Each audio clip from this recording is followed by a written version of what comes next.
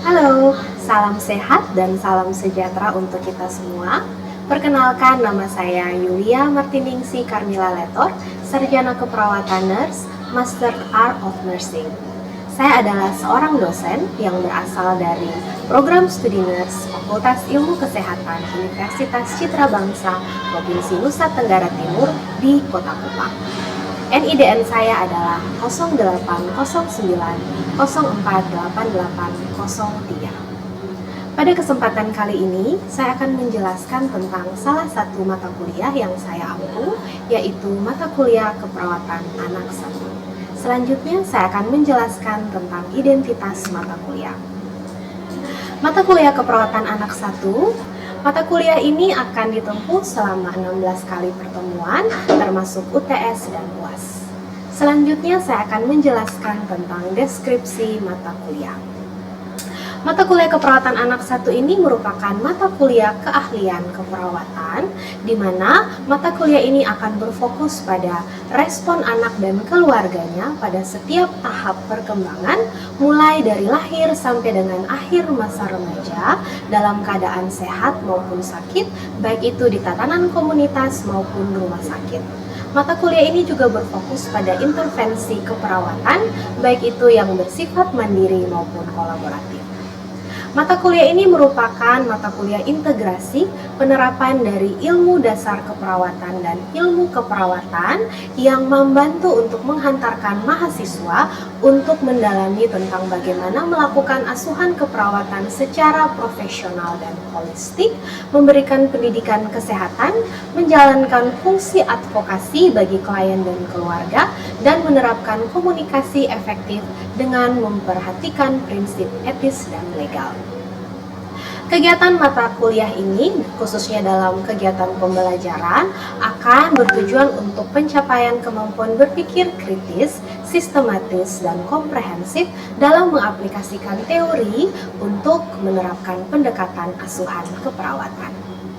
Selanjutnya, saya akan menjelaskan tentang capaian pembelajaran lulusan. Capaian pembelajaran lulusan dalam mata kuliah ini terdiri dari 4 CPL, yaitu yang pertama, diharapkan mahasiswa mampu menunjukkan sikap bertakwa kepada Tuhan Yang Maha Esa, menunjukkan sikap profesionalisme, bersikap berdasarkan prinsip etik, perspektif hukum, dan budaya dalam keperawatan. CPL yang kedua, mampu menguasai keterampilan umum pada bidang ilmunya. Yang ketiga, mampu memahami ilmu keperawatan untuk melakukan asuhan berdasarkan proses keperawatan. Dan CPL yang keempat, yaitu mahasiswa mampu melaksanakan edukasi dengan keterampilan komunikasi dan asuhan keperawatan dengan informasi ilmiah. Selanjutnya, saya akan menjelaskan tentang capaian pembelajaran mata kuliah. Berdasarkan CPL yang telah ditetapkan, CPMK pada mata kuliah ini terdiri dari 6 CPMK, yaitu yang pertama, mahasiswa mampu memahami konsep keperawatan anak dalam konteks keluarga. Yang kedua, mahasiswa mampu melakukan simulasi asuhan keperawatan kepada anak sehat. Yang ketiga, mampu melakukan simulasi asuhan keperawatan kepada anak sakit, baik itu akut, kronis maupun terminal beserta keluarganya. Yang keempat, mampu mendemonstrasikan intervensi keperawatan baik yang bersifat mandiri maupun kolaboratif. Yang kelima, mampu memberikan simulasi pendidikan kesehatan sebagai upaya pencegahan primer, sekunder, dan tersier. Dan yang keenam, mampu menjalankan fungsi advokasi bagi klien dan keluarga. Selanjutnya, saya akan menjelaskan tentang bahan kajian.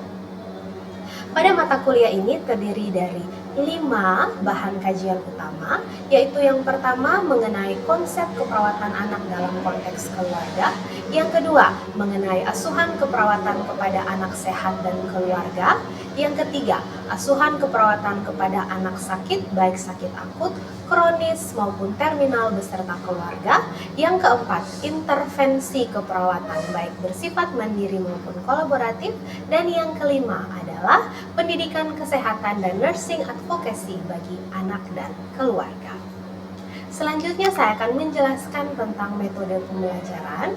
Dalam mata kuliah ini, saya menerapkan beberapa jenis metode pembelajaran yang diharapkan dapat membantu menghantarkan mahasiswa untuk mencapai tujuan pembelajaran yang telah ditetapkan, yaitu 1. Small group discussion, 2. Case study, 3.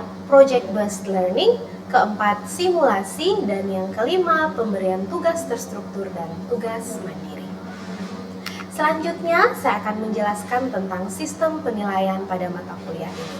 Sesuai dengan beban SKS yang telah saya jelaskan pada awal, bahwa SKS dalam mata kuliah ini terdiri dari teori dan praktik, maka sistem penilaiannya juga akan menyangkut kedua komponen tersebut, di mana untuk komponen penilaian secara teori akan diambil dari penilaian UTS, UAS, dan tugas sebanyak 40%, kemudian penilaian praktikum terdiri dari penilaian lab dan klinik akan diambil 40% dari total kedua komponen tersebut, dan soft skill sebesar 20%.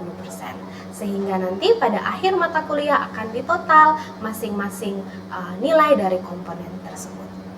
Demikian penjelasan saya tentang mata kuliah keperawatan anak 1. Selanjutnya mari kita saksikan proses pembelajaran di kelas. Oke, selamat siang adik-adik sekalian. Selamat siang Ibu.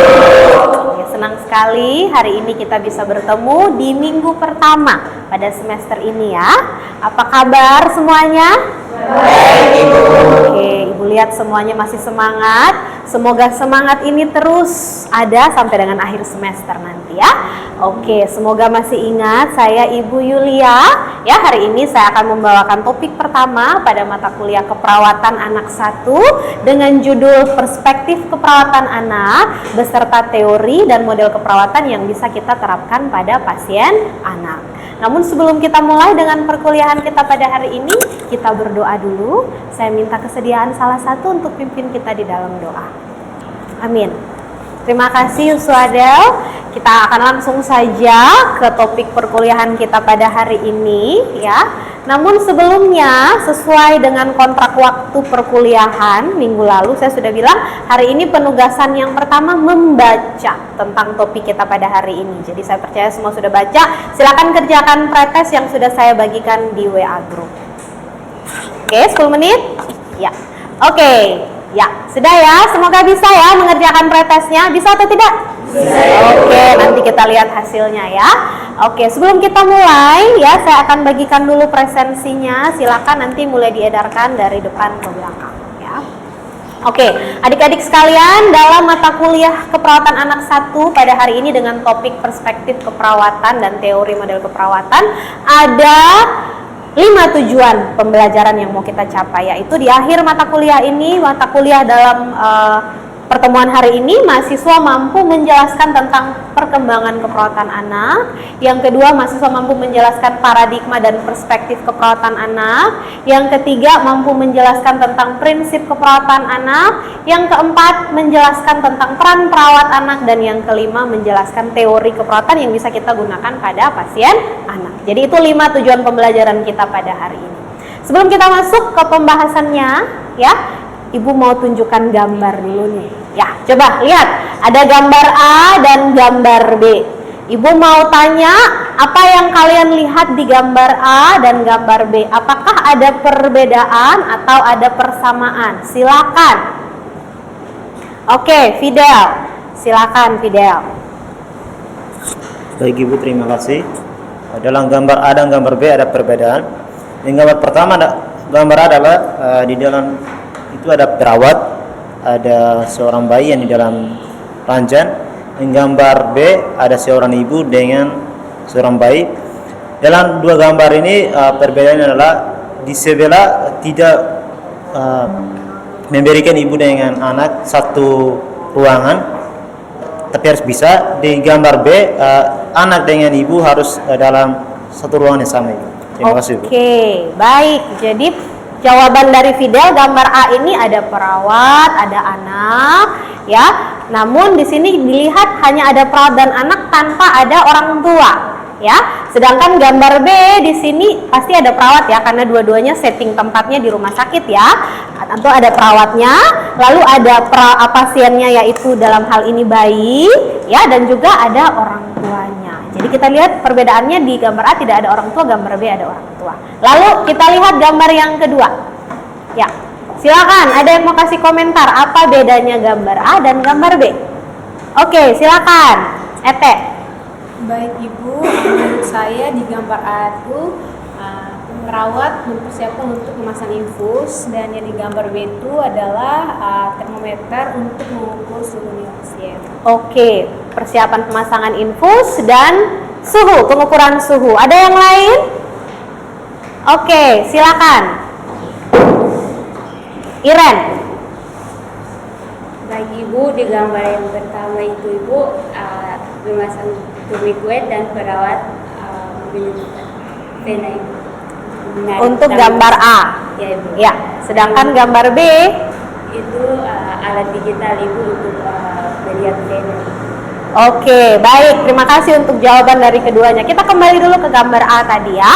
Jadi gambar A dan B serta gambar A dan B yang kedua itu sama-sama menunjukkan tentang perkembangan keperawatan anak, teknik dan prosedur maupun hal-hal lain yang berkaitan dengan keperawatan anak ya. Jadi kalau di gambar A ini kita lihat zaman dulu ya, kurang lebih di abad ke-19 ya, di era-era Perang Dunia Kedua ya. Saat itu memang karena adanya pandemi, jadi segala sesuatu itu masih sangat terbatas ya. Adanya penyakit-penyakit yang mewabah ya, misalnya ada kolera, disentri. Jadi pada saat itu dengan minimnya pengetahuan tentang kesehatan dan juga teknologi, jadi pada saat itu orang belum tahu bahwa pentingnya untuk merawat anak dan orang tua bersama itu sangat baik untuk meningkatkan status kesehatan dari anak. Jadi anak dan orang tua itu kalau anak sakit, ya anaknya saja yang dirawat di rumah sakit, orang tuanya tidak boleh datang berkunjung. Akibatnya apa? Anaknya menjadi stres. Kalau anak stres maka apa? Hormon kortisolnya meningkat, maka akan menekan sistem imun. Akhirnya apa? Tidak sembuh-sembuh, malah tambah sakit lagi. Nah, hal itu akhirnya berubah. Saat ini sudah mulai ada teknik yang namanya rawat gabung atau rooming in, dimana kalau anak sakit orang tuanya boleh menemani selama 24 jam. Itu salah satu. Yang kedua, gambar A dan gambar B menunjukkan bedanya teknik ya. Kalau yang gambar A ini kita masih cara yang saat ini juga masih kita pakai, tapi ternyata itu sulit untuk melakukan pengambilan darah vena. Kita bendung dulu arterinya lalu cari vena yang memenuhi syarat ya. Sedangkan pada pasien anak ya, khususnya bayi, itu sulitnya minta ampun untuk mencari pembuluh darah vena. Nah, ada teknologi nih pakai sinar ya untuk melihat vena yang memenuhi syarat yang mana sehingga bisa langsung kita ambil dengan cepat. Nah, itu sedikit cerita tentang bagaimana ilmu keperawatan, khususnya keperawatan anak ini terus berkembang dari waktu ke waktu. Namun apa yang kita saksikan saat ini, yang kita alami dan kita bisa rasakan saat ini tentu tidak terlepas dari kelamnya masa-masa keperawatan di zaman dulu ya, bahwa sejarah mencatat sebelum abad ke-19 itu kesehatan anak kurang mendapatkan perhatian ya. Pada saat itu tenaga dokter juga terbatas, perawat terbatas, bidan terbatas, dan juga minimnya informasi-informasi kesehatan, teknologi-teknologi kesehatan, sehingga pada saat terjadinya endemis ya, penyakit epidemis seperti kolera, disentri dan lain sebagainya agak sulit untuk dikontrol. Beda seperti kita sekarang saat Covid, karena sudah teknologinya makin canggih, cepat bisa segera kita atasi ya. Zaman dulu berbeda. Nah, karena melihat kelamnya masa-masa saat itu, maka mulailah ada penelitian-penelitian terkait kesehatan anak yang mulai muncul. Sehingga saat ini kita bisa merasakan berbagai fasilitas yang bisa kita akses untuk memberikan pelayanan kesehatan yang lebih baik kepada pasien anak ya. Contohnya tadi rooming in ya, kemudian ada alat-alat tadi yang bisa kita pakai untuk pemasangan infus ya, kemudian ada yang namanya konsep traumatic care ya, memberikan pelayanan kepada anak tanpa menimbulkan rasa trauma, dan juga temuan-temuan inovatif lainnya yang bisa kita akses ya, seperti itu. Nah, selanjutnya saya akan menjelaskan tentang paradigma keperawatan anak. Nah, ini menjadi penting. Kenapa? Karena secara definisi kita harus tahu dulu apa itu paradigma keperawatan anak. Paradigma adalah suatu cara pandang, perspektif kita sebagai seorang perawat untuk menilai klien yang kita rawat. Ya, jadi paradigma ini menjadi penting khususnya pada keperawatan anak. Kenapa? Karena saat kita menjadi perawat anak, kita berhadapan dengan seseorang yang spesial. Anak itu individu yang spesial. Kenapa spesial? Karena secara fisik berbeda dengan orang dewasa, ya, ukurannya berbeda, mekanisme copingnya berbeda, responnya terhadap emosi juga berbeda, sehingga seorang perawat harus punya cara pandang, harus bisa memahami siapa itu anak. Jadi kita harus punya perspektif yang baik. Tujuannya untuk apa? Kenapa kita harus punya perspektif keperawatan atau paradigma yang baik? Supaya tujuan dari asuhan keperawatan bisa tercapai, anak bisa mendapatkan kesehatan yang optimal. Nah, dalam memahami paradigma keperawatan ada 4 komponen yang harus adik-adik sekalian pahami, yaitu anak sebagai manusia, ya, kemudian konsep sehat sakit, kemudian lingkungan yang mempengaruhi dan keperawatan itu sendiri, ya. Jadi kita bisa lihat hubungannya melalui gambar ini nih. Kalau kita lihat nih saling berhubungan ya, mulai dari manusia, dalam hal ini anak itu sendiri, di mana konsep sehat sakit, rentang sehat sakitnya berhubungan dengan lingkungan di mana dia tinggal, baik itu lingkungan internal maupun eksternal, dan juga konsep sehat sakit, lingkungan, dan anak itu sendiri dipengaruhi oleh keperawatan, dan kita ada di dalam, kita menjadi bagian dari keperawatan itu sendiri. Nah, supaya bisa lebih memahami aplikasi nyatanya, kita bahas satu-satu ya. Mulai dari komponen yang pertama yaitu manusia, dalam hal ini adalah anak, ya. Siapa yang bisa bantu Ibu Lia mendefinisikan siapa itu anak? Oke, Robi, silakan Robi. Baik Ibu, kalau menurut saya kalau tentang anak, biasa itu mulai dari umur dari 1 sampai 5 tahun Ibu. Oke. Menurut Robi, anak itu adalah individu yang berusia 1 sampai 5 tahun. Ada pendapat yang lain? Oh, oke. Silakan Junifan. Baik Ibu, menurut saya anak itu umur di bawah 18 tahun. Anak adalah seorang individu yang berusia kurang dari 18 tahun, ya. Jadi menurut Undang-Undang Nomor 23 Tahun 2002, anak adalah individu yang berusia kurang dari 18 tahun, termasuk yang masih berada di dalam kandungan, ya. Jadi berdasarkan definisi itu, maka kita harus bisa langsung connect ke teori di semester 1 tentang kategori usia anak, ya, mulai dari fetus, ya, kemudian mulai menjadi embrio, kemudian neonatus, ya, kemudian jadi bayi, kemudian toddler, prasekolah, sekolah, sampai dengan remaja. Ya, jadi itu adalah kategori usia yang menjadi sasaran pelayanan asuhan keperawatan anak. Ya, jadi jangan salah ya, kalau ngomong anak berarti sasarannya tadi. Kemudian sebagai manusia, anak itu kita harus lihat bahwa klien anak kita memiliki ciri fisik, kognitif, dan perkembangan yang berbeda dengan dewasa. Ya, jadi karena ukuran fisiknya lebih kecil dari orang dewasa, maka kaitannya dengan apa? Responnya terhadap hal-hal yang melukai dirinya, menyakiti dirinya. Ya, itu juga harus bisa kita pahami sebagai seorang perawat. Kemudian kemampuan secara kognitif, anak tentu berbeda-beda sesuai dengan usia perkembangan. Kita menjelaskan satu hal terhadap anak remaja, tentu caranya berbeda dengan saat kita menjelaskan kepada anak usia toddler, ya, atau usia sekolah, sehingga itu yang harus menjadi perhatian kita, ya.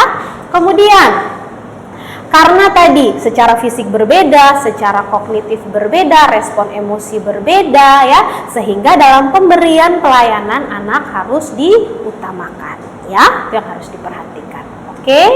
Kemudian konsep yang kedua dari paradigma keperawatan yaitu rentang sehat sakit. Nah, kita lihat nih rentang sehat sakit mulai dari rentang sehat sampai dengan rentang sakit, mulai dari sehat sejahtera sampai dengan meninggal. Kenapa kita perlu tahu ini? Karena ini menjadi indikator kita untuk mengukur status kesehatan anak. Kalau kita sudah tahu status kesehatan anak, kita mau buat apa? Kita tahu kira-kira kebutuhan perawatan seperti apa yang dibutuhkan oleh seorang anak. Nah, kalau anaknya misalnya sakitnya adalah sakit kronis, maka kebutuhannya berbeda dengan yang sakit sudah menuju ke sakaratul maut yang di terminal ya, anak-anak dengan palliative care. Begitu juga dengan anak-anak yang sehat. Anak yang sehat masih butuh perawatan atau tidak? Masih. Perawatannya dalam bentuk apa? Anak yang sehat preventif dan promotif ya. Jadi preventif dan promotif misalnya berikan edukasi ya, kemudian kita pantau tumbuh kembang seperti itu. Jadi tidak hanya fokus pada anak yang sakit saja ya. Kemudian yang ketiga adalah lingkungan. Yang kita kaji adalah lingkungan internal, meliputi apa? Hal-hal yang dibawa sejak lahir, hal-hal yang bersifat genetik ya, misalnya ada kelainan atau cacat yang dibawa sejak lahir. Nah, itu kaitannya dengan status kesehatannya apa? Mungkin anak akan cenderung lebih mudah sakit seperti itu ya. Kemudian lingkungan eksternal kita kaji, misalnya kalau anak datang dengan gizi buruk ya, stunting misalnya yang sering kita alami di NTT ya, maka kita kaji bagaimana peran orang tuanya di sana. Peran orang tua berkaitan dengan apa? Pola asuh pemberian makannya bagaimana? Apakah sudah diberikan sesuai dengan yang seharusnya atau belum? Ya, itu lingkungan yang pertama. Kemudian bagaimana kondisi di sekitarnya, lingkungannya, lingkungan eksternal meliputi sanitasi, karena sanitasi kebersihan lingkungan juga berkaitan dengan keadaan gizi buruk yang dialami oleh seorang anak dan lain sebagainya ya. Dan yang terakhir adalah keperawatan itu sendiri. Ini adalah bidang kita di sini nih, bagaimana peran kita sebagai perawat untuk bisa memberikan asuhan keperawatan agar anak bisa mendapatkan status kesehatan yang optimal. Tentu saja peran kita di sini meliputi apa saja, mulai dari pengkajian ya sampai dengan evaluasi. Oke, jadi diharapkan dengan adanya interaksi yang baik dari keempat komponen tadi, apa saja? Manusia semakin maka diharapkan status kesehatan yang optimal dari seorang anak bisa terwujud. Oke, sekarang ada kasus nih ya, kita baca kasus seorang anak usia 3 tahun datang ke rumah sakit dengan keluhan badan panas 3 hari. Penjelasannya sangat detail ya, sangat komprehensif. Jadi saya tidak perlu ulang lagi, saya pikir tadi semua sudah dengar dan semua setuju ya. Baik, kita lanjut ya ke peran perawat pediatri. Ya, saya tidak usah ngomong banyak-banyak karena ini sudah pernah dapat nih sebelumnya. Sudah atau belum? Sudah. Oke, sekarang saya mau tanya. Coba jelaskan peran perawat pediatri sebagai caregiver. Ayo, angkat tangan. Oke, Fidel, silakan. Peran perawat sebagai caregiver adalah memberikan caring kepada si bayi yang ibu serta keluarganya. Oke, peran perawat sebagai caregiver sebagai pemberi asuhan. Ya, oke. Yang kedua, peran perawat sebagai advocate. Silakan. Oh, oke. Yang di belakang, Junita, silakan. Itu peran perawat sebagai advokat yaitu untuk memperjuangkan hak-hak lain, contohnya hak pelanggan perawat. Oke, berjuang hak-hak klien. Oke, selanjutnya peran perawat sebagai edukator. Siapa? Oh, oke. Silakan. Peran perawat sebagai edukator itu sebagai pendidik. Oke, sebagai pendidik. Contohnya memberikan pendidikan kesehatan. Oke, sebagai konselor. Ya, Iren. Perawat sebagai konselor itu diambil dari materi sebagai perawat. Oke, memberikan konseling, memberikan saran-saran kesehatan bagi klien dan keluarga. Yang terakhir, fungsi perawat sebagai kolaborator. Ya, silakan.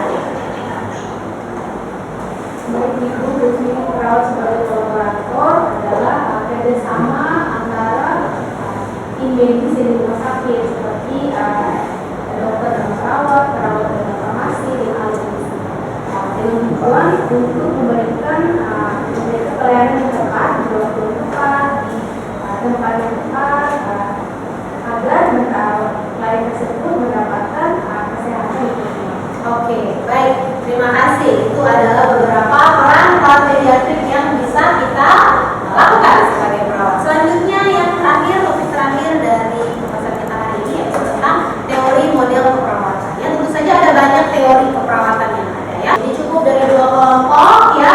Selanjutnya setelah nanti kalian bisa baca juga ya di materi dari saya secara lengkap ya. Karena kita sudah berada di penghujung dari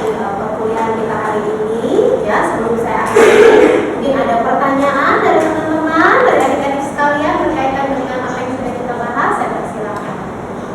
Oke, silakan. Francisca. Baik Ibu, saya ada pertanyaan sesuai dengan materi yang tadi Ibu jelaskan tentang paradigma keperawatan. Di sini bisa bertanya bagaimana kita sebagai perawat anak menerapkan paradigma keperawatan terhadap sesuai dengan tadi dijelaskan kepada anak yang memiliki kebutuhan khusus seperti contohnya ada autism. Oke, baik, pertanyaan dari Francisca, bagaimana kita menerapkan paradigma keperawatan kepada anak berkebutuhan khusus, yaitu anak autis. Autisme itu apa sih? Autisme itu adalah gangguan pada fungsi otak, ya, persyaratan sehingga menyebabkan anak mengalami gangguan perilaku dan juga gangguan komunikasi. Jadi ada beberapa jenis autisme itu, bisa dia mengalami ADHD, ya, dia bisa jadi hiperaktif dan mengalami gangguan konsentrasi, ya, atau dia bisa mengalami disleksia, ya, seperti itu.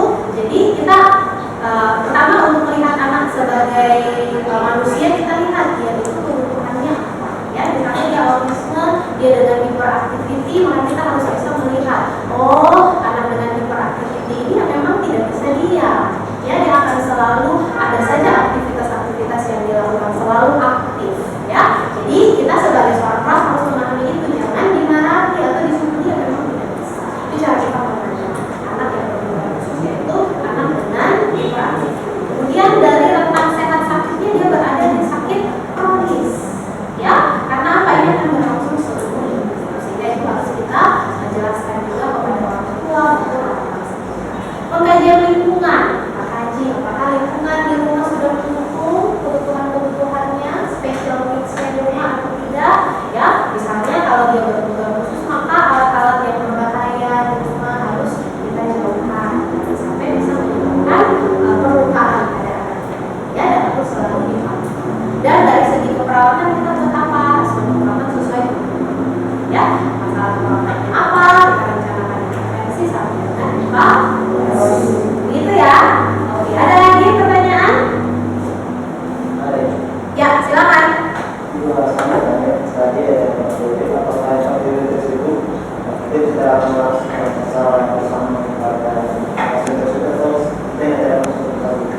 Oke, jadi tadi 4 teori yang ada, apakah semua teori bisa langsung kita terapkan seperti itu atau satu persatu? Ya, jawabannya sesuai dengan kebutuhan. Ya, misalnya tadi teori of comfort bisa kita terapkan apabila anaknya mengalami perlukaan tubuh, misalnya ada nyeri, ya, atau misalnya ada luka bekas operasi, ya, dia butuh untuk ditenangkan, ya, kita bisa pakai teori of comfort, ya. Kemudian kita juga bisa pakai tadi self care, ya, kemampuan untuk bisa merawat dirinya sendiri. Jadi kita ajarkan, kita berikan edukasi, nanti lama-lama dia mengerti apa yang harus dilakukan untuk mencegah terjadinya sakit. Oke, gitu ya. Oke, terima kasih untuk pertanyaannya. Yang terakhir, kesan. Apakah ada yang ingin memberikan kesan tentang perkuliahan kita pada hari ini? Oke, silakan, Desi. Baik, terima kasih Ibu. Pesan dari saya sangat menyenangkan mengikuti program hari ini dengan penjelasan yang diberikan dari Ibu, sangat saya pahami dan mengerti. Oke, terima kasih Desi. Karena Desi bilang sangat paham, Ibu mau tanya. Ayo, sekarang sebutkan berapa jenis komponen dari paradigma keperawatan anak. Ya, ada 4, apa saja? Manusia, oke, yang kedua, sebutkan fungsi perawat pediatrik. Peperan perawat pediatrik.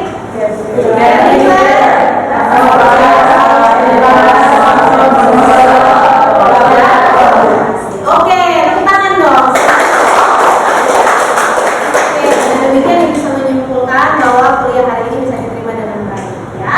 Dan jangan lupa setelah ini ada post test yang harus kalian isi, ya. Dan juga ada tugas terstruktur yang sudah Ibu bagikan via WhatsApp group. Tolong dikerjakan dan dikumpulkan sesuai dengan jadwal yang sudah tertera, ya. Oke, sebelum saya akhiri perkuliahan pada siang hari ini, saya minta kesediaan satu orang teman untuk memimpin kita di dalam kuliah. Oke, silakan.